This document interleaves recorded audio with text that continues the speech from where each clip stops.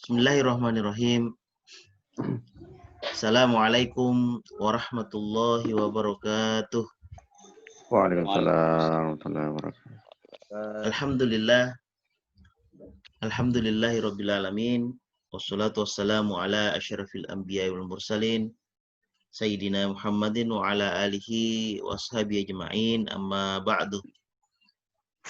Ayyuhal ahibbar rahimallahu alaikum. Alhamdulillah, pada kesempatan subuh kali ini kita kembali bersama dalam satu majelis ilmu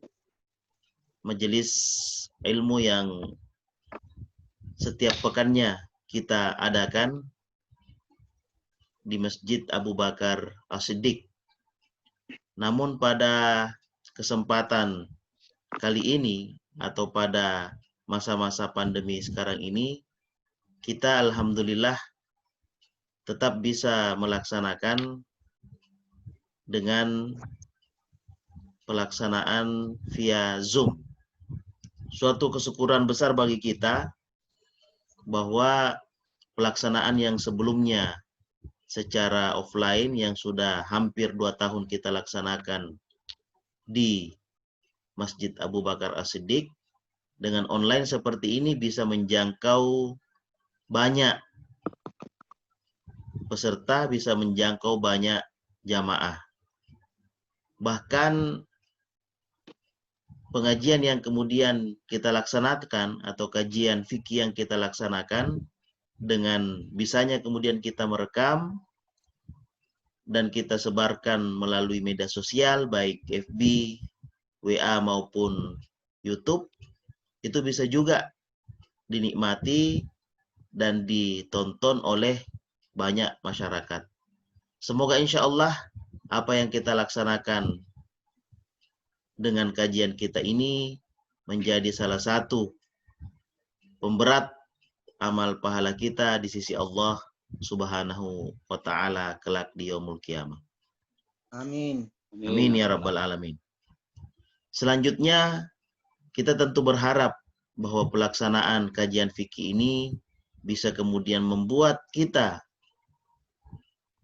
semakin baik dalam memahami syariat Islam, semakin berkualitas amal perbuatan kita sehari-hari sesuai dengan standar syarak, sehingga kualitas dan kuantitas amal pahala kita bisa kemudian menjadi lebih baik di hari-hari sebelumnya. Sehingga predikat takwa insya Allah bisa kita dapatkan dengan adanya pembelajaran-pembelajaran seperti ini dan dengan adanya pelaksanaan dari pembelajaran kita. Baik, pada kesempatan subuh kali ini, subuh tanggal 11 bulan Juli 2020, kita kembali akan membahas masalah fikih munakahat atau fikih pernikahan, yang pada kali ini akan membahas masalah zihar. Baik, kepada Ustadz Azwar Kamarudin kami persilahkan. Baik, terima kasih banyak. Barakallahu fikum. Fikum barakallah. Bismillahirrahmanirrahim. Assalamualaikum warahmatullahi wabarakatuh. Waalaikumsalam warahmatullahi wabarakatuh. Alhamdulillah. Alhamdulillahilladzi an'ama alaina bi ni'matil iman wal islam wa bihi nasta'inu ala umuri dunyana wa ukhrana wa bi ni'matihi tatimmus salihat.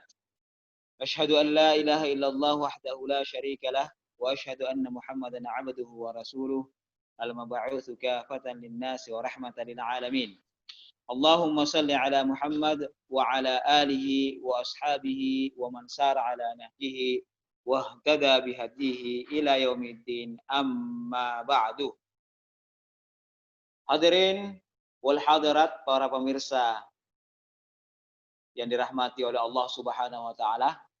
Alhamdulillah wa syukurillah, sampai detik ini tak henti-hentinya Allah Subhanahu wa taala mencurahkan begitu banyak nikmat dan begitu banyak rahmat, inayah dan taufiknya kepada kita semua, sehingga sampai detik ini kita mampu untuk merasakan nikmat-nikmat Allah tersebut. Oleh karena itu, sebagai seorang insan muslim, hendaknya kita senantiasa mensyukuri apa yang kita rasakan sekarang ini dan kita manfaatkan hal tersebut untuk mendekatkan diri kita kepada Allah Subhanahu wa taala, atau memanfaatkan hal tersebut sebagai ibadah kepada Allah Subhanahu wa taala. Insyaallah pada kesempatan ini kembali kita akan lanjutkan pengajian atau kajian fikih kita, yang mana pada kesempatan ini yang akan kita bahas adalah fikih mulaqahat, fikih tentang pernikahan. Subtema yang akan kita bahas pada kesempatan kali ini adalah mengenai zihar. Mengenai zihar. Nah, jadi zihar ini juga merupakan bagian dari talak. Kenapa dikatakan bagian dari talak? Karena dengan adanya zihar ini, maka ini dapat menjadi sebuah alasan bagi perempuan untuk mengajukan talak bagi suaminya. Karena kita sama-sama mengetahui bahwasannya seorang perempuan tidak boleh mengajukan talak tanpa adanya alasan yang dibolehkan oleh syarak. Talaknya akan jatuh kalau memang ditalak, akan tetapi perempuan tersebut tidak akan, di dalam hadis dikatakan bahwasanya dia tidak akan mendapatkan baunya surga. Bang, habis. Dia tidak akan mainannya mendapatkan perbaiki baunya dulu. Rapikan rumahnya. surga apabila dia meminta talak tanpa adanya alasan syar'i. Artinya zihar ini ketika suaminya sudah mau zihar dan tidak memperhatikannya, maka itu bisa menjadi sebuah alasan bagi perempuan tersebut untuk mengajukan talak terhadap suaminya. Sama seperti ilak kemarin. Jadi ilak dan zihar ini bagi orang jahiliyah dulu dijadikan sebagai talak. Jadi ilak dan zihar, ilak kemarin bersumpah untuk tidak menggauli istrinya, sekarang zihar ini menyamakan dengan mahramnya, menyamakan istrinya dengan mahramnya. Ini dulu merupakan salah satu dari tata cara orang jahiliyah untuk mentalak istrinya. Jadi ini salah satu cara untuk menyakiti juga istrinya. Kenapa? Dengan adanya dia menzihar istrinya, sehingga kalau sudah dizihar atau sudah diilak, itu tidak bisa lagi tinggal bersama dan juga tidak dikatakan bahwasanya dia berpisah. Nah, jadi orang-orang dulu menjadikan zihar ini sebagai sarana untuk menggantung seorang perempuan, untuk menggantung istri. Jadi tidak dipisahkan juga, tidak cerai juga, sehingga tidak boleh menikah lagi dengan orang lain. Begitu pula tidak bisa juga dia tinggal bersama. Karena kenapa? Karena dia sudah mau zihar istrinya.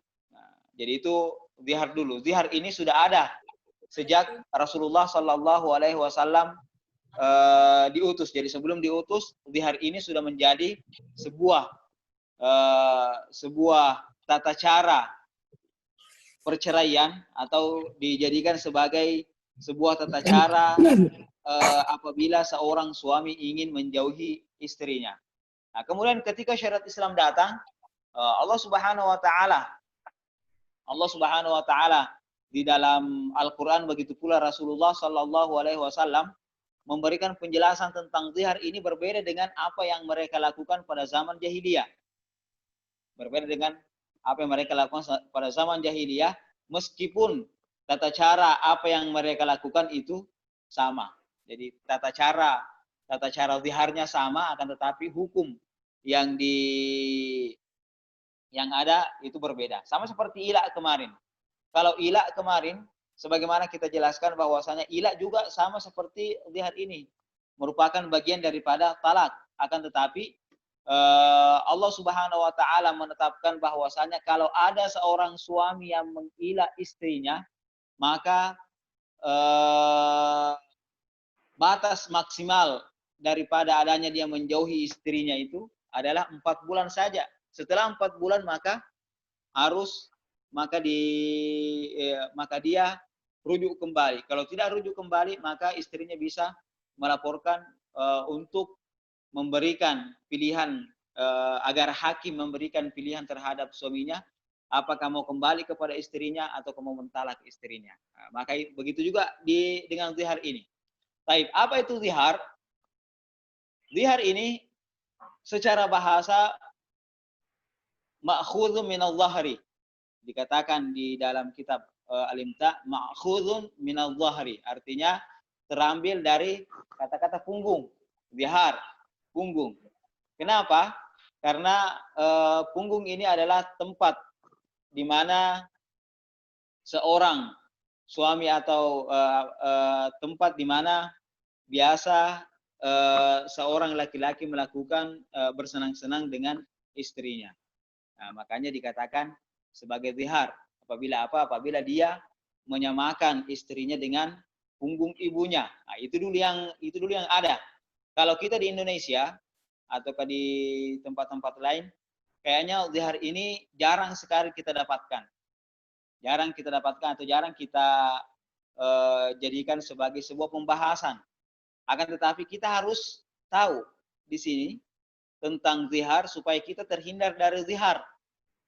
Sebagaimana kemarin kita katakan bahwasanya dalam masalah munakahat yang ketika masuk dalam bagian keduanya, yaitu masuk dalam perceraian, ini harus diketahui akan tetapi tidak untuk diamalkan. Harus diketahui akan tetapi tidak untuk diamalkan. Nah, kemudian zihar secara bahasa, secara syara adalah seorang suami menyamakan istrinya yang sah, yang tidak ditalak bain dengan seorang perempuan mahram, seorang perempuan yang haram baginya atau tidak halal baginya untuk dinikahi. Nah, yang haram atau yang halal, yang tidak halal baginya itu kemarin sudah kita jelaskan pada pertemuan-pertemuan sebelumnya, bahwasanya al-muharramatu minan nisa, ada yang muharramat mu'abbadan, ada yang selama-lamanya, dan ada yang muakkatan, ada yang ada yang temporal. Yang selama-lamanya ini ada 3, ada yang masuk dalam kategori an-nasab, ada yang masuk dalam kategori musahara, dan ada yang masuk dalam kategori ar-radha'ah, masuk dalam kategori an-nasab, nasab seperti ibunya, anak perempuannya, saudari perempuannya, anak dari saudari perempuan, anak perempuan dari saudari laki-laki, tante, dan tante dari pihak bapak dan tante dari pihak ibu. Nah, begitu pula ketika pernikahan terjadi, maka seorang laki-laki tidak boleh menikahi misalnya mertuanya dan lain sebagainya. Kemudian begitu pula ar-radha, saudara sesusuan. Kemudian ada juga yang sifatnya temporal. Seperti apa? Seperti menikahi saudarinya istri. Begitu pula menikahi tantenya istri. Tante dari pihak bapak, tante dari pihak ibu.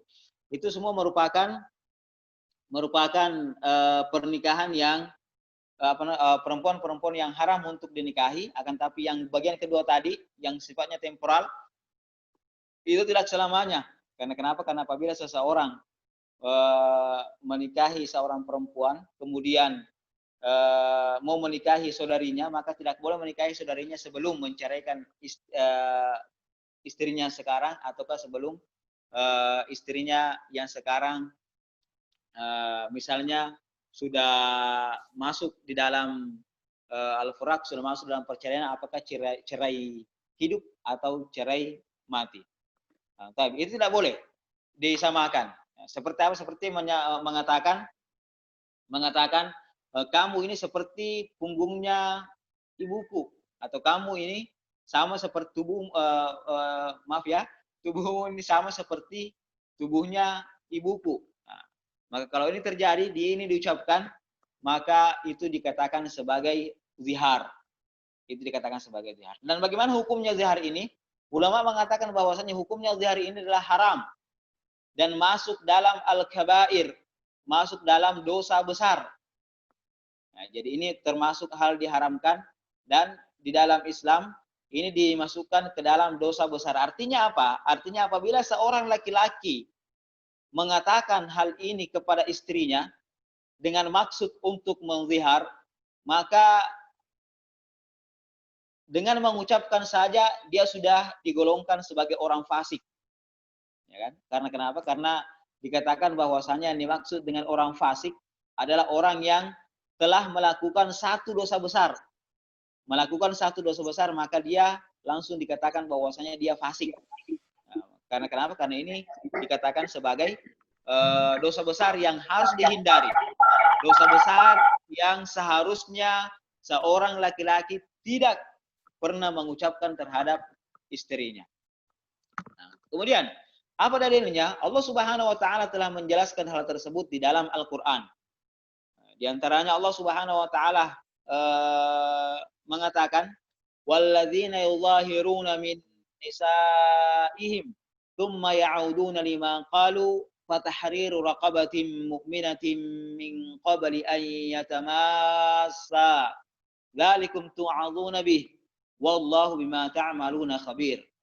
Faman lam yajid fasiyamu syahrain mutatabi'ain min qabli an yatamassa. Faman lam yastati' fa it'amu sittina miskina." Allah Subhanahu wa taala mengatakan bahwasanya orang-orang yang menzihar istrinya, tsumma ya'uduna lima qalu, kemudian ingin menarik kembali apa yang mereka ucapkan. Jadi sudah menzihar istrinya kemudian ingin menarik kembali. Bagaimana caranya kalau dia ingin menarik kembali perkataannya dan mau berhubungan dengan istrinya? Kata Allah Subhanahu wa taala yang pertama adalah fatahriru raqabatin mu'minah. Fatahriru raqabatin, tidak ada mukminahnya di sini. Fatahriru raqabatin min qabli an yatamassa. Maka hendaklah dia memerdekakan hamba sebelum dia menyentuh, keduanya bersentuhan, sebelum dia menyentuh istrinya. Nah, kemudian apabila dia tidak mampu atau tidak mendapatkan, sama seperti sekarang karena sudah tidak ada lagi yang namanya hamba sahaya, maka bagaimana? Fa'ilam yajid. Maka apabila dia tidak mendapatkan hamba sahaya ini, fasiyamu syahraini mutatabi'aini, maka dia harus berpuasa 2 bulan berturut-turut. Famalam yastati', apabila dia tidak mampu, fa it'amu sittina miskinan, maka hendaklah dia berpuasa memberi makan 60 fakir miskin. Ini merupakan dosa besar. Kalau dilihat dari kafaranya, karena ini merupakan kafara, kafaranya itu sama dengan orang yang menggauli istrinya pada bulan Ramadan, ya kan? Menggauli istri pada bulan Ramadan, pada siang hari bulan Ramadan, itu adalah merupakan dosa besar dan kafaranya di sini hampir sama. Nah, kemudian apa yang menjadi rukun terhadap zihar ini? Kapan dikatakan zihar itu dan apa-apa saja yang bisa, yang yang menjadi pilar sehingga dikatakan dia menzihar istrinya? Yang pertama harus ada suami. Jadi suami ini adalah yang sah talaknya kepada perempuan tersebut. Jadi harus ada suami. Kalau suaminya terhadap istrinya, bukan suami terhadap istrinya orang lain atau terhadap perempuan lain. Karena kalau terhadap perempuan lain tidak jatuh. Ini yang sah, yang sah talaknya. Yang kedua, harus ada istri yang sah, yang masih sah, yang masih bisa ditalak, Karena kenapa? Karena nanti dikatakan ulama Syafi'i atau kebanyakan ulama mengatakan bahwasanya zihar ini merupakan bagian daripada talak. Karena kenapa? Karena zihar ini bukan talak secara langsung, akan tetapi talak secara tidak langsung, di mana perempuan hukumnya boleh untuk mengajukan cerai terhadap suaminya. Yang ketiga adalah ada mahram yang dijadikan sebagai musyabbahun bihi. Ya, jaga sebagai musyabbahun bihi, yang dijadikan sebagai persamaan. Dan yang ketiga, yang keempat, ada sigat. Ada sigatnya, ada apa yang diucapkan. Nah, jadi sigat ini, pertama, sigat Ini harus diucapkan. Jadi kalau dalam hati saya, dalam hati maka tidak dihitung sebagai zihar. Kemudian sigat ini ada dua. Ada yang namanya sigat sarih, ada yang namanya sigat kinayah. Yang sarih di sini, yang sarih adalah ketika seorang laki-laki mengatakan anti alayya ka dhahri ummi atau jismuka ka jismi ummi dalam bahasa Arabnya, au badanuka ka badani ummi. Artinya apa? Artinya dia menyamakan istrinya dengan maharannya secara utuh. Seperti kamu ini, kamu bagi saya sama seperti punggungnya ibuku, atau kamu ini bagi saya sama seperti saudari saya. Kamu ini bagi saya sama seperti tante saya, ataukah badanmu atau tubuhmu sama seperti tubuhnya ibu saya, atau sama seperti tubuhnya saudari perempuan saya. Maka itu merupakan kata-kata sharih, kata-kata yang jelas menunjukkan bahwasanya itu adalah zihar. Nah, dan kalau dia mengucapkan, kalau seorang laki-laki mengucapkan ini, maka zihar jatuh secara langsung, ada niat atau tidak ada niat. Ada niat atau tidak ada niat. Nah, ini kalau disamakan satu dengan satu. Kemudian bagaimana kalau dia menyamakan dengan sebagian? Seperti mengatakan, kamu bagi saya ini sama seperti tangannya ibuku, atau sama seperti kepalanya ibuku. Nah, bagaimana? Nah, yang seperti ini dan yang lain-lain itu dianggap oleh ulama Syafi'i, sebagian ulama Syafi'i menganggap bahwasanya itu masuk dalam kategori zihar secara kinayah. Artinya apa? Artinya secara kinayah, kalau yang dia inginkan adalah zihar, maka jatuh zihar. Kalau yang dia inginkan adalah cuma menyamakan atau untuk penghormatan, maka tidak jatuh zihar. Seperti kamu sama seperti tangannya ibuku. Artinya apa? Sama seperti tangannya ibuku, di mana ibuku yang menggendong saya dari kecil, ibuku yang selalu menyuap saya dari kecil, dan lain sebagainya. Artinya penghormatan terhadap istri. Begitu pula kalau mengatakan sama seperti kepalanya ibuku, dan lain sebagainya. Kemudian karena menyamakan dengan yang lain, maka itu dimasukkan ke dalam kinayah. Dimasukkan dalam kinayah yang artinya apa? Artinya jatuh kalau ada niat zihar. Bagaimana niat zihar? Niat zihar adalah kalau dia memang menyamakan istrinya dengan mahramnya. Nah, jadi itu, kalau dia memang ingin menyamakan istrinya dengan mahramnya, ada di dalam hati untuk menyamakan istrinya dengan mahramnya. Kenapa? Kenapa menyamakan? Bagaimana menyamakan? Dalam hal istimta, menyamakan dalam hal bersenang-senang. Karena kan laki-laki dan perempuan menikah untuk bersenang-senang, ya, bersenang-senang. Kemudian yang ada sama mahram ini, haram hukumnya untuk istimta, dia istimta padanya meskipun sudah dinikahi. Jadi seperti kalau ada orang yang wal'iyadu billah menikahi ibunya atau menikahi saudari perempuannya, pernikahannya tidak sah dan haram hukumnya untuk melakukan istimta, haram hukumnya.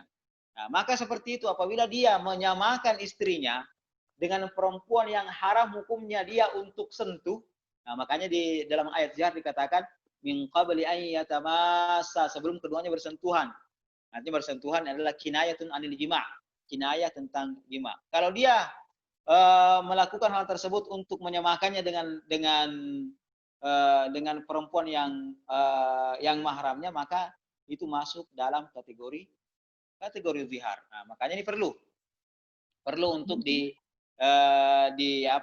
diperhatikan secara baik-baik. Nah, dan ini harus sebagaimana tadi, ini harus diucapkan. Kalau belum diucapkan, maka tidak boleh, haram hukumnya untuk tidak dikatakan sebagai zihar. Kemudian zihar ini kadang-kadang diikuti dengan kata-kata talak. Zihar kadang-kadang diikuti dengan kata-kata talak. Bagaimana diikuti dengan kata-kata talak? Jadi setelah dia mengatakan kamu ini sama seperti ibuku, atau kamu ini bagi saya sama seperti punggungnya ibuku, dan kamu tertalak. Nah, kalau diikuti dengan kata-kata talak, maka jatuh talaknya. Dan apabila dia ingin rujuk terhadap istrinya, kalau dia masih mentalak istrinya dengan talak rajai, yaitu talak 1 dan talak 2, maka tidak boleh bersentuhan dengan istrinya, tidak boleh berhubungan dengan istrinya sebelum melakukan kafarah, sebelum membayar kafarah. Dia tidak boleh sebelum bayar kafarah. Rujuk kepada istri sebelum bayar kafarah. Kemudian zihar ini juga ada prakteknya, ada yang sifatnya temporal dan ada yang sifatnya tidak terikat dengan waktu. Jadi kalau cuma mengatakan tubuhmu sama seperti tubuhnya ibuku atau kamu ini sama seperti punggungnya ibuku, maka itu artinya tidak terikat dengan waktu. Maka berlaku terus menerus. Nah, makanya di sini dilihat apakah betul-betul ini seorang suami memperhatikan istrinya atau tidak. Kalau setelah dia ucapkan begitu kemudian dia tinggalkan, berarti dia memang tidak menginginkan lagi untuk untuk kembali kepada al-aud atau kembali kepada istrinya. Ada juga yang temporal, diikat dengan waktu, seperti kamu sama seperti ibuku 1 bulan. Nah, jadi dia cuma mengatakan 1 bulan. Itu prakteknya di tengah masyarakat atau yang pernah terjadi. Nah, sebagaimana tadi saya katakan bahwasanya kalau kita di Indonesia atau di Sulawesi secara khusus ini jarang kita tahu. Kemudian apabila sudah melakukan zihar, maka haram hukumnya untuk mendekati istri. Tidak boleh mendekati istrinya sebelum membayar kafarah. Tidak boleh mendekati istri sebelum membayar kafarah. Jadi harus membayar kafarah terlebih dahulu, kemudian mendekati istri. Kalau terlanjur menggauli istrinya sebelum membayar kafarah, maka pada saat itu diwajibkan baginya untuk membayarkan kafarah. Pada saat itu diwajibkan baginya untuk membayarkan kafarah. Nah, kafarahnya ini bagaimana? Sama seperti tadi bahwasanya kafarahnya itu ada 3. Yang pertama adalah memerdekakan hamba, sebagaimana disebutkan dalam hadis. Karena hamba tidak ada, maka yang kedua adalah berpuasa 2 bulan berturut-turut. Berpuasa 2 bulan berturut-turut ini harus berturut-turut dan tidak boleh terputus, apakah dengan sakit ataukah dengan melakukan safar dan lain sebagainya, maka itu tidak boleh terputus. Kalau terputus maka harus diulangi lagi dari pertama. Nah, kemudian sebelum pindah kepada yang ketiga, yaitu memberi makan 60 fakir miskin, fakir atau miskin, maka dia harus mencoba dulu ini. Tidak boleh langsung mengatakan, saya tidak mampu untuk puasa. Saya memberi makan 60 fakir miskin saja. Tidak, akan tapi dia harus coba dulu. Coba sampai dia betul-betul tidak mampu. Apakah 3 kali atau 4 kali. Setelah 1 minggu misalnya, putus lagi, diulang lagi. Memulai lagi hitungan dari pertama. 1, 2, 3, 4, 5, 6, 7, 8, 9, 10. Kalau putus, kembali lagi. 1, 2, 3, 4, 5, dan seterusnya. Kalau betul-betul tidak mampu, makanya Allah Subhanahu wa Ta'ala di sini tentang untuk pindah kepada yang kedua dan pindah kepada yang ketiga, itu berbeda. Cara Allah Subhanahu wa Ta'ala mengungkapkan. Kalau yang pertama, jadi kalau tidak mengatakan fa'illam yajid, famallam yajid, barang siapa yang tidak mendapatkan hamba sahaya, maka fasyamu syahrain mutatabi'ain, maka hendaklah dia berpuasa 2 bulan berturut-turut. Kemudian selanjutnya, kemudian selanjutnya, famallam yastati', barang siapa yang tidak mampu. Kalau tidak mampu, maka fasyamu fa'it'amu sittina miskinan. Kalau tidak mampu. Jadi tidak mampu ini beda dengan tadi famalam yajid. Artinya kalau tidak mampu setelah dicoba. Kemudian memberi makan fakir miskin, ini harus mencari juga 60 fakir miskin. Tidak boleh sama seperti kafara puasa kemarin. Kafara puasa itu ada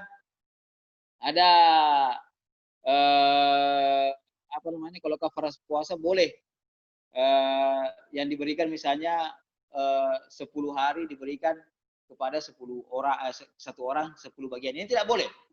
Karena kenapa? Karena Allah Subhanahu wa Ta'ala di dalam ayat mengatakan fa it'amu sittina miskinan. Kalau dalam mazhab Syafi'i maka harus mencari 60 fakir miskin. Tidak boleh misalnya cuma 30 dan masing-masing fakir miskin diberikan dua apa namanya, dua mood atau dua bagian untuk kafarah. Tidak boleh, harus 60 fakir miskin. Dan di dalam mazhab Syafi'i, kalau kafarah seperti ini, maka yang diberikan itu adalah bahan makanan pokok 1 mud. 1 mud ini sekitar 700 gram. Jadi diberikan kepada dia. Kalau di mazhab-mazhab yang lain ada memberikan batasan bahwasanya diberikan 2 kali makan. 2 kali makan sampai kenyang. 2 kali makan sampai kenyang, itu makan siang dan makan malam. Karena kenapa? Karena sarapan pagi tidak dikategorikan sebagai makanan berat. Nah, itu katanya bisa cari sendiri kalau pagi. Makanya dua saja yang dihitung. Kalau mazhab Syafi'i yang diberikan adalah 1 mud bagi 1 orang. Berarti kalau misalnya 700 gram diberikan kepada 60 fakir miskin, maka harus diberikan seperti itu. Nah, kemudian kalau dia 2 kali menzihar istrinya, 2 kali, hari pagi-paginya nazihar istrinya, sore-sore nazihar lagi istrinya, maka bagaimana hukumnya? Hukumnya adalah kalau dia mengatakan hal tersebut dan itu berbeda dengan apa yang dikatakan pada waktu pagi, maka dia harus membayarkan 2. Dia harus membayarkan 2 kafarah. Sebagaimana tadi yang diucapkan. Kafarah untuk yang pertama dan kafarah untuk yang kedua. Sama seperti kalau talak. Kalau talak istrinya pada pagi hari, kemudian talak lagi istrinya sore hari, maka yang jatuh adalah 2 kali talak. Baik, mungkin saja sedikit penjelasan tentang masalah zihar. Mudah-mudahan dapat sedikit memberikan gambaran tentang masalah zihar ini. Dan mudah-mudahan kita sama-sama menghindari zihar. Karena kenapa? Karena ini merupakan dosa besar bagi Allah Subhanahu wa taala karena melanggar hududnya atau melanggar batasan-batasannya. Oke, mungkin saja sedikit Ustaz. Ya. Sebelum kita lanjut, saya kembalikan ke moderator. Silakan. Ya, barakallahu fikum Ustaz atas penjelasannya. Jadi memang sebagaimana tadi disampaikan bahwa kita di Indonesia, mungkin khususnya di Makassar, tidak terlalu banyak mengetahui tentang perkara zihar ini, apalagi kalau tidak berkecimpung di dalam masalah-masalah pembahasan syariah, ataukah tidak berkecimpung di dalam kuliah-kuliah ataukah di sekolah di pesantren. Baik Ustadz, ini sudah ada beberapa pertanyaan, insya Allah bagi para peserta. Silahkan kalau ada yang ingin bertanya, bisa melalui chat, bisa juga melalui mengangkat tangannya, raise hand dengan reaction, kalau mau menyampaikan secara langsung pertanyaan yang ingin disampaikan. Khusus untuk pembahasan ini masalah zihar, silahkan sesuai dengan pembahasan ataukah silahkan yang lebih luas terkait tentang fikih usroh atau fikih munakahat. Nah, bisa berdiskusi atau kemudian bertanya tentang masalah-masalah yang lebih luas tentang fikih munakahat. Baik Ustadz, ini sudah ada pertanyaan yang masuk. Mungkin tadi sudah ada ya ini jawabannya, tapi mungkin Ustadz bisa memberikan ini penegasan. Bagaimana cara suami menarik ziharnya terhadap istri? Kalau tadi kan setelah disebutkan atau setelah kemudian melafazkan zihar itu harus kafarah. Adakah cara menarik ini, Ustadz? Tafadhal. Ya, terima kasih banyak. Ya, inilah perlunya insya Allah kita belajar tentang masalah zihar. Makanya tadi saya jelaskan bahwasanya zihar ini terjadi ketika kita sudah ucapkan. Ketika kita sudah ucapkan. Makanya ketika sudah diucapkan, maka tidak ada lagi jalan untuk menarik apa yang kita ucapkan kecuali dengan kafarah. Jadi kalau sudah diucapkan dengan lidah, mengatakan, kamu ini sama seperti punggungnya ibuku, dan lain sebagainya seperti yang diucapkan, maka tidak ada jalan untuk menarik kembali kecuali dengan kafarah. Karena kenapa? Karena itu sudah jatuh zihar istilahnya. Sudah jatuh zihar. Makanya kemarin kita pernah membahas tentang masalah ikrar, ya kan? Masalah ikrar, dari mengucapkan sesuatu tanpa ada paksaan dari orang lain. Mengucapkan sesuatu tanpa adanya paksaan dari orang lain, maka itu bisa saja membawa efek hukum bagi kita.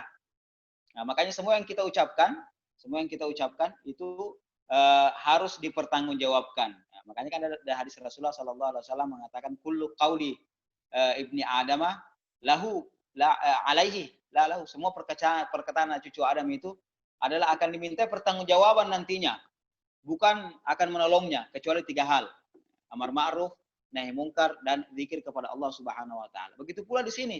Jadi ketika kita mengucapkan kata-kata seperti ini, maka sudah dianggap jatuh zihar. Dan tidak ada lagi jalan untuk menarik kembali kecuali dengan melakukan dengan membayar kafarah. Kalau dalam jual beli, orang mengatakan saya jual ini. Ketika saya mengatakan saya jual ini dan belum sampai yang pembeli menerima, maka itu bisa tidak jadi. Saya tidak jadi jual. Atau masih dalam majelis akad, itu maka masih boleh melakukan hal tersebut. Kalau zihar, tidak boleh ditarik kembali. Tidak bisa, maksudnya tidak bisa ditarik kembali kecuali dengan kafarah. Sama seperti talak. Talak ini tidak bisa dihapus. Kalau dia sudah mengatakan talak sama istrinya, maka tidak bisa dihapus. Itu kita katakan bahwasanya masuk sudah dikategorikan sebagai jatuh talak 1. Maka sama seperti zihar. Zihar kalau seorang suami sudah mengucapkan hal tersebut kepada istrinya, maka secara otomatis jatuh zihar, dan untuk bisa kembali tidur bersama dengan istrinya, menggauli istrinya, maka dia harus membayarkan kafarah terlebih dahulu. Ya. Mungkin itu, Ustaz. Baik. Luar biasa ya. Jadi tadi disebutkan bahwa zihar ini termasuk dalam al-kabair. Termasuk dalam dosa besar ya. Sampai kemudian kafaranya itu sama dengan orang yang ini ya. Yang berhubungan pada bulan Ramadan. Kemudian sebelum saya melangkah masuk ke pertanyaan selanjutnya, tadi sempat saya dengarkan, mohon kalau ada kekeliruan, bahwa tadi zihar itu kemudian ketika kita mengucapkan lafaz tertentu. Kemudian ada tadi maksudnya niatnya ya. Jadi niatnya ketika zihar maksudnya untuk bahasanya mungkin merendahkan ya, atau apakah istilahnya, dan ada niatnya yang untuk mengagungkan.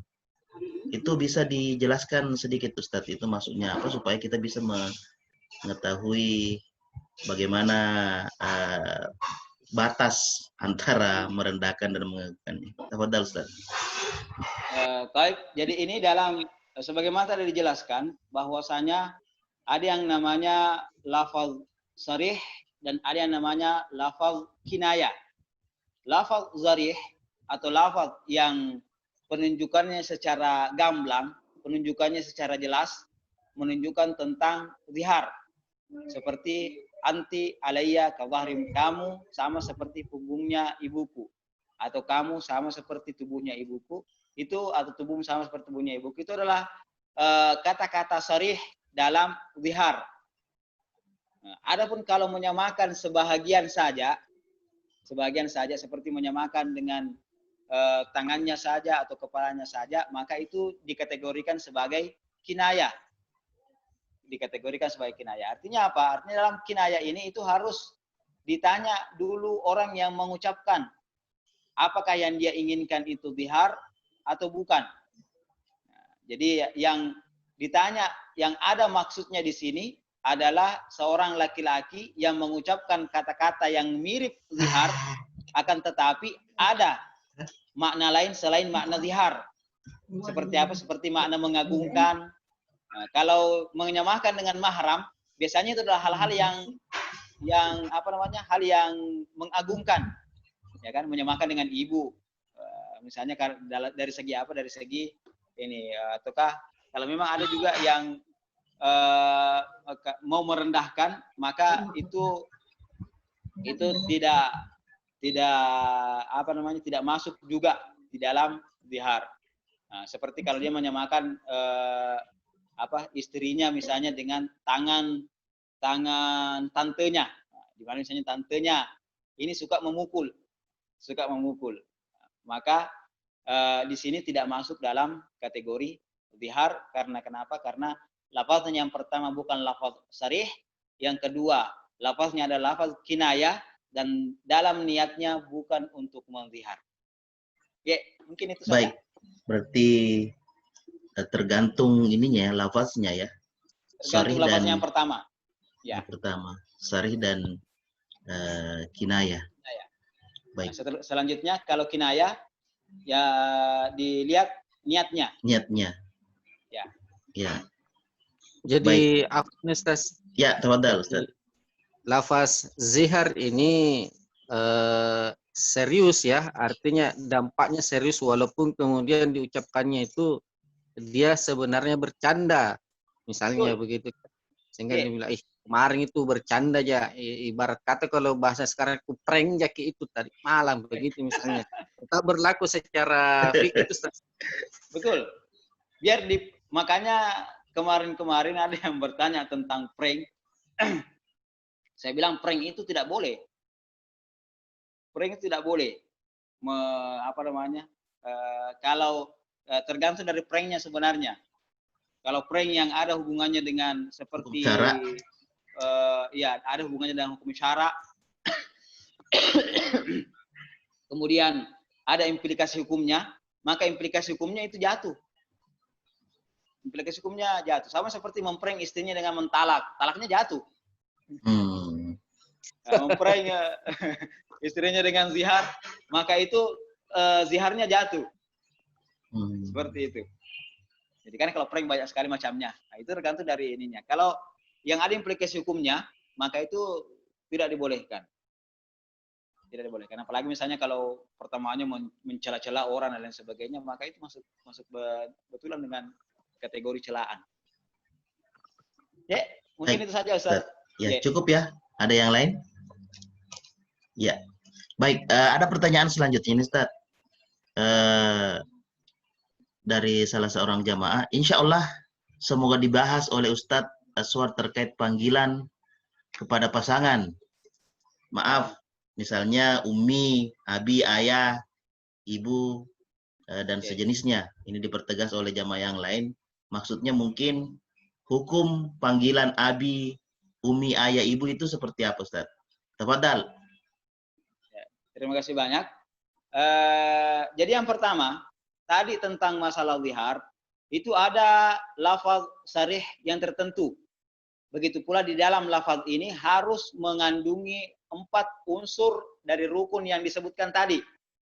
Jadi kalau mengatakan anti, kamu, istri, alayya, bagi saya, anti alayya, kamu ini bagi saya, ka zahri ummi, au ka jasadi ummi, sama seperti jasadnya atau sama seperti tubuhnya ibuku. Jadi 4 perkara. Yang pertama ada unsur suaminya, yang kedua ada unsur istrinya, dan yang ketiga adalah ada unsur orang yang diserupakan, yaitu mahramnya. Yang keempat adalah sigatnya kalau sudah diucapkan. Kalau 4 ini ada dalam ucapan, maka itu masuk dalam zihar. Nah, kita lihat di dalam panggilan-panggilan. Misalnya apa? Panggilan ummi, abi, ukhti, dek, kalau kita ada dek, kak, dan lain sebagainya. Apakah terpenuhi keempat rukun ini atau tidak? Nah, itu yang perlu kita lihat. Setelah kita lihat ternyata tidak terpenuhi keempat rukun ini, maka karena keempat rukun ini tidak terpenuhi, maka yang pertama ini tidak dikatakan sebagai zihar. Tidak dikatakan sebagai zihar. Akan tetapi ada hukum lain yang mengandungi atau yang membahas tentang hal tersebut. Karena kenapa? Karena ada hadis Rasulullah SAW yang melarang kita untuk memanggil pasangan dengan panggilan yang sesuai dengan panggilan kepada mahram seperti ummi, abi. Makanya kebanyakan ulama mengatakan bahwasanya ini masuk dalam kategori makruh. Makanya katakan yuk makruh hukumnya untuk memanggil istri dengan panggilan ummi atau abi. Kecuali kalau dilanjutkan, misalnya abinya anak-anak, ya kan? Kalau sudah punya anak, umminya anak-anak, maka itu insya Allah dibolehkan. Insya Allah dibolehkan. Kalau umminya anak-anak, itu insya Allah dibolehkan. Ataukah dalam pengajaran terhadap anak karena anaknya sudah mulai misalnya mengikuti apa yang diucapkan oleh bapaknya, maka sebagai panggilan terhadap ibunya misalnya supaya anaknya ikut, maka itu dibolehkan kalau dalam hal seperti ini. Adapun dalam hal-hal yang lain yang bukan dalam untuk hal itu, maka itu dimakruhkan. Nah, makanya kan Rasulullah SAW ada panggilan-panggilan sayangnya sama istrinya, seperti kepada Siti Aisyah radhiyallahu anha dipanggil dengan ya Humaira, ya kan, wah yang kemerah-merahan dan lain sebagainya. Nah, makanya kalau orang-orang Arab biasanya yang dipanggil suami atau dipanggil istrinya itu dipanggil namanya saja. Dipanggil namanya saja. Kalau dikatakan kurang mesra, makanya cari yang lain. Tapi jangan cari yang bagus-bagus juga. Jangan juga, tidak boleh juga memanggil makruh hukumnya. Memanggil pasangan dengan panggilan-panggilan yang merendahkan. Karena kadang-kadang ada juga orang memanggil suaminya, bucu. Dipanggil panggilan-panggilan sayang akan tetapi mengarah kepada merendahkan, itu juga tidak boleh, makruh hukumnya. Jadi ini penjelasan seperti ini bukan masuk dalam penjelasan tentang zihar, akan tetapi ada hukum lain yang menjelaskan tentang hal tersebut bahwasanya itu tidak boleh atau makruh hukumnya memanggil tanpa adanya maksud yang tertentu. Karena dia panggil istrinya sama seperti panggilan terhadap saudarinya, yang mana tidak ada maksud yang lain. Seperti tidak ada maksud untuk mengajar anak-anaknya, maka itu makruh hukumnya. Nah, malah ada yang mengatakan bahwasanya itu adalah haram. Tapi tidak dikategorikan sebagai zihar. Ya, begitu saja. Baik, Ustaz. Luar biasa ya, apa yang kemudian sebenarnya harusnya banyak kita ketahui. Karena ini persoalan yang sering kita temukan dan kita laksanakan sehari-hari. Tadi disebutkan bahwa zihar itu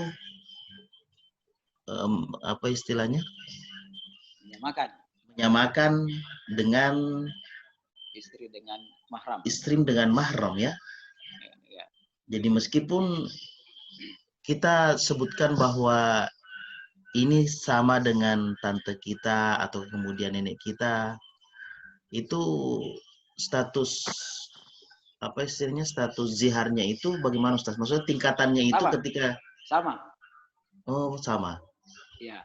Cuma kenapa yang banyak disebutkan adalah ibu, ya. Karena itu yang biasa diucapkan. Nah, di sini semua mahram yang masuk dalam mahram itu tidak dibolehkan. Kecuali mahram muakkatan, mahram yang sifatnya temporal itu tidak apa-apa. Mahram yang sifatnya muakkatan, temporal, itu kita tidak ada masalah itu. Tidak ada masalah. Tidak ada masalah. Yang ini adalah mahram yang sifatnya mu'abbadan. Dan diberikan spesifik lagi adalah mahram mu'abbadan yang sifatnya nasab.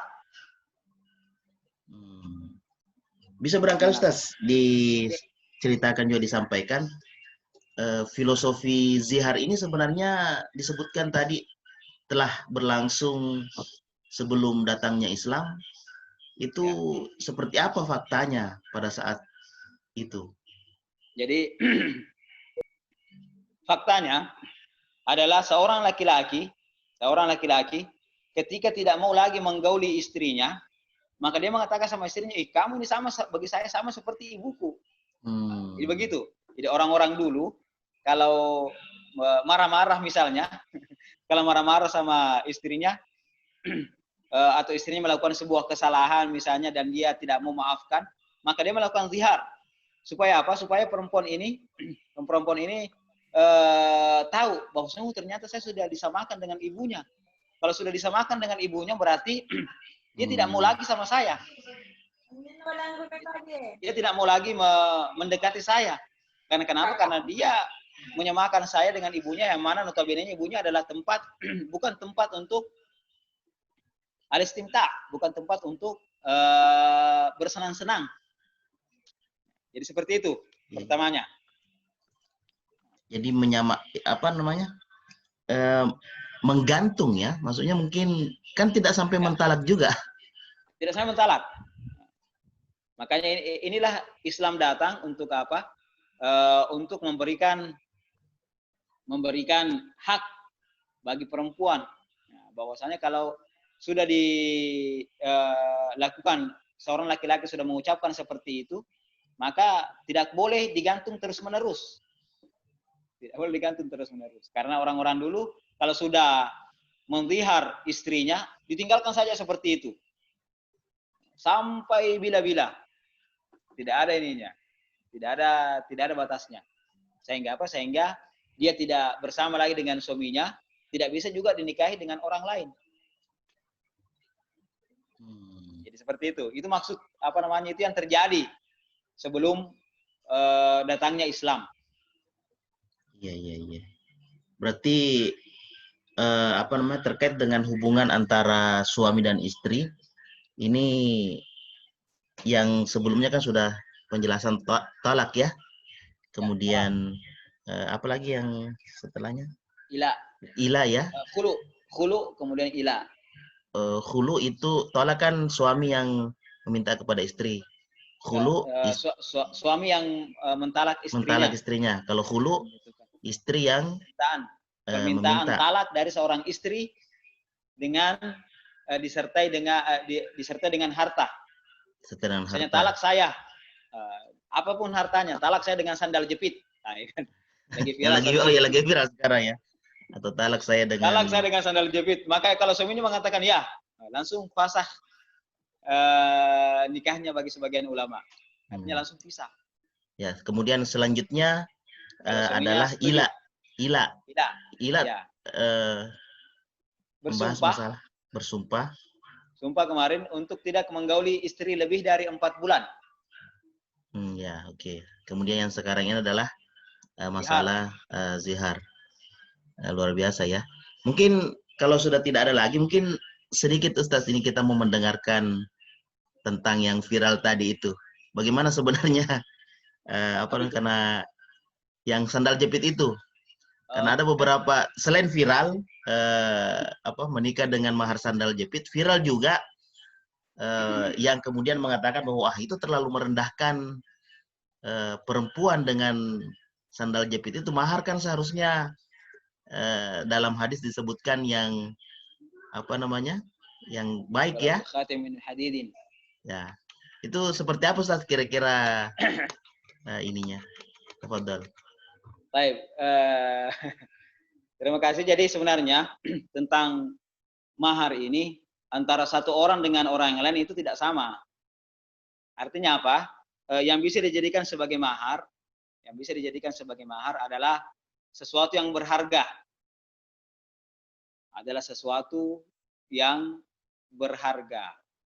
Kalau berharga dan ada harganya, maka itu bisa dijadikan sebagai mahar. Bagaimana caranya kita bisa melihat sesuatu berharga atau tidak? Kalau kita menyodorkan kepada orang lain, dan ada orang yang mau menerima, maka itu artinya berharga. Itu artinya berharga. Dan ini dan ini pun tergantung dari keadaan suaminya juga. Ya kan? Makanya orang banyak beropini. Beginilah, begitulah, beginilah, begitulah. Karena kenapa? Karena mereka menyamakan, tidak melihat secara langsung bagaimana sebenarnya fakta daripada laki-laki tersebut. Ini yang perlu dilihat terlebih dahulu, ya kan? Dilihat terlebih dahulu. Bagaimana kondisi suami tersebut. Makanya kalau dalam jumhur yang dapat dijadikan sebagai mahar, itu adalah yang yang penting memiliki nilai tanpa ada nilai yang terendah dan nilai yang tertinggi. Itu menurut jumhur. Kalau menurut ulama Hanafi itu ada. Jadi ada batas terendahnya. Batas terendahnya itu kalau tidak salah 1 dirham. 1 dirham dalam 3 miskal. Artinya kalau 1 dirham, di bawah 1 dirham tidak dapat. Bagi orang mazhab Hanafi, di bawah 1 dirham itu tidak bisa dijadikan sebagai mahar.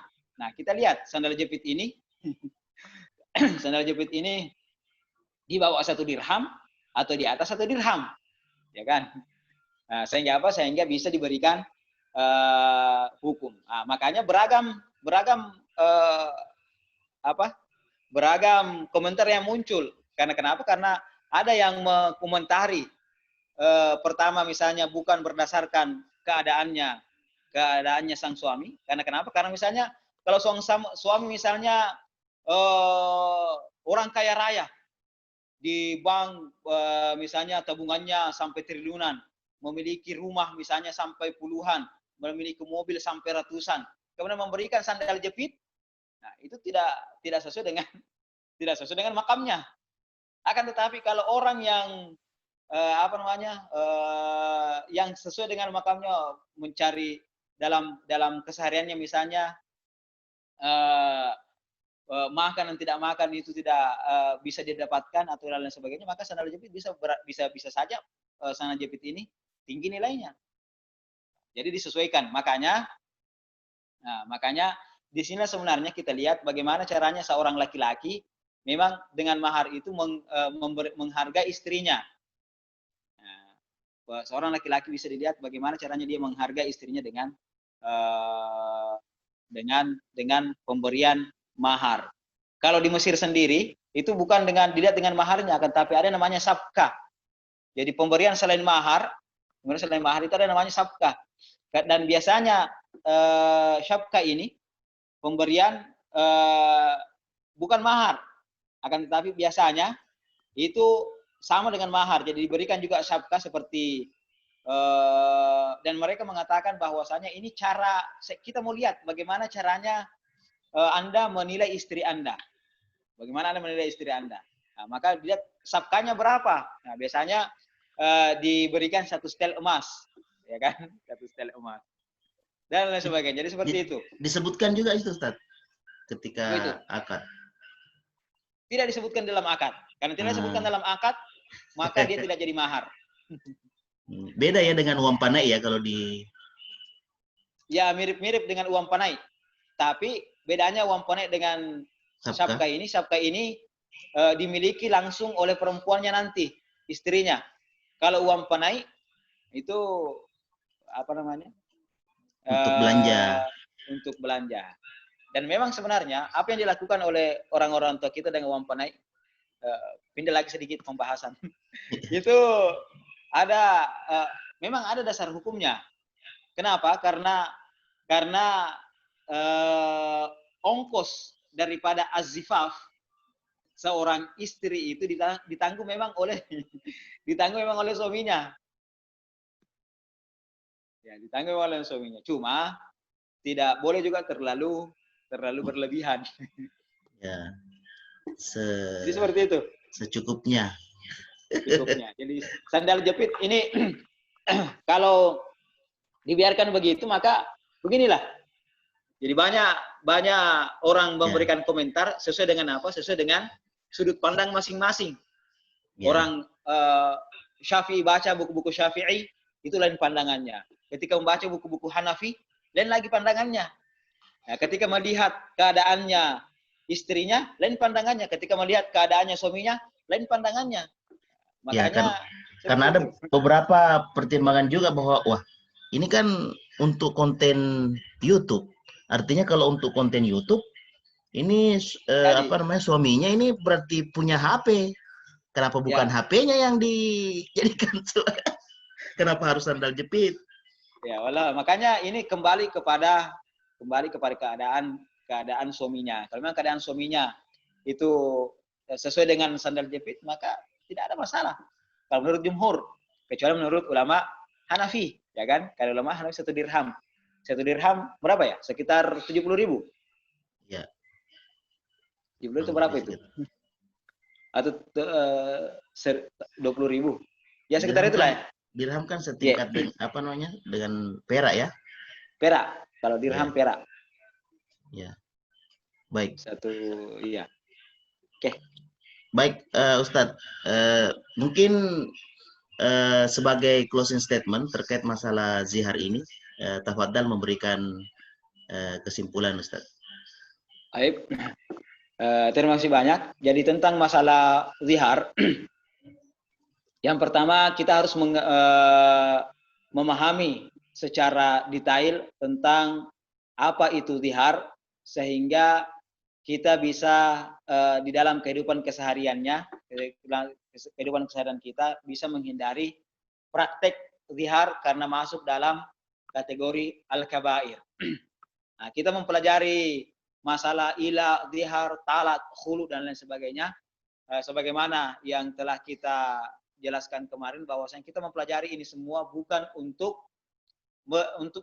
diamalkan, akan tetapi ini adalah untuk kita ketahui bersama di mana batasannya, sehingga kita bisa terhindar daripada batasan-batasan yang sudah diberikan oleh syarak dan tidak boleh untuk kita lewati. Dan ini bukan cuma pada masalah zihar saja, akan tetapi pada semua hal-hal seharusnya kita bisa menggambarkan di mana batasan-batasan yang dibolehkan oleh Allah Subhanahu wa taala, karena batasan-batasan itu merupakan hudud dari Allah Subhanahu wa taala yang tidak boleh dilewati. Ketika dilewati maka kita berbuat maksiat kepada Allah Subhanahu wa taala.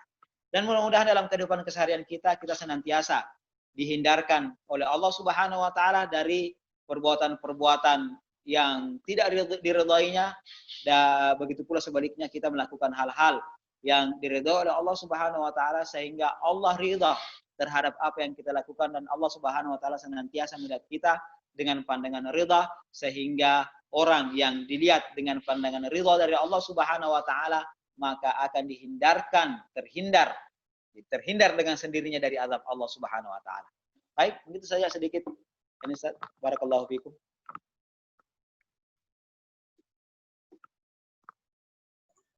Barakallahu fikum.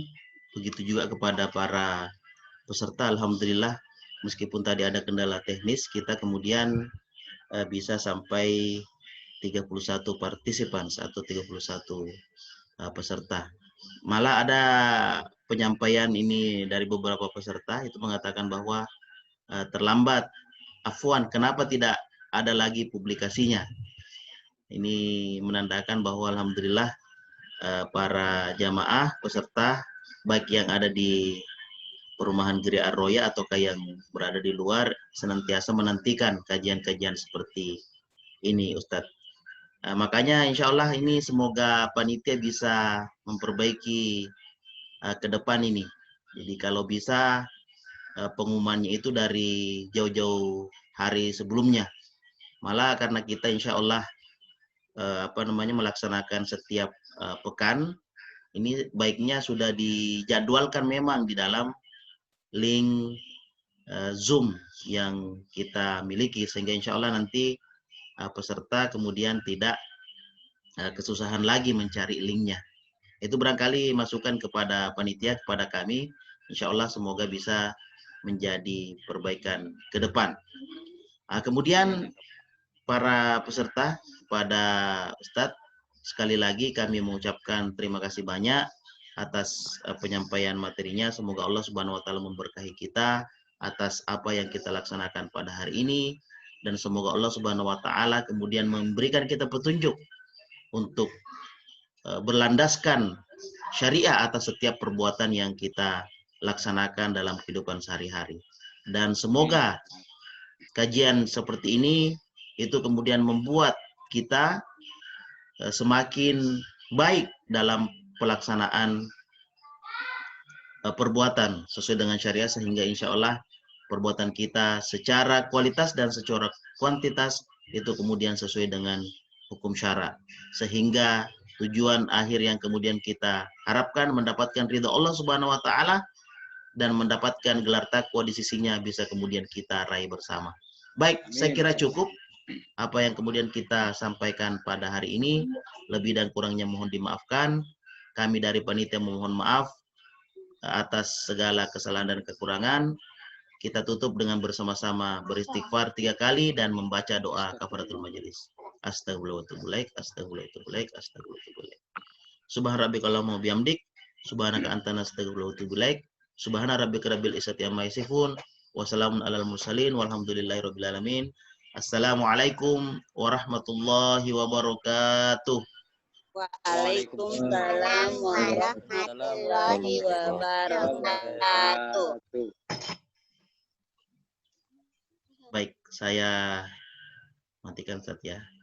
Ya, saya mohon ini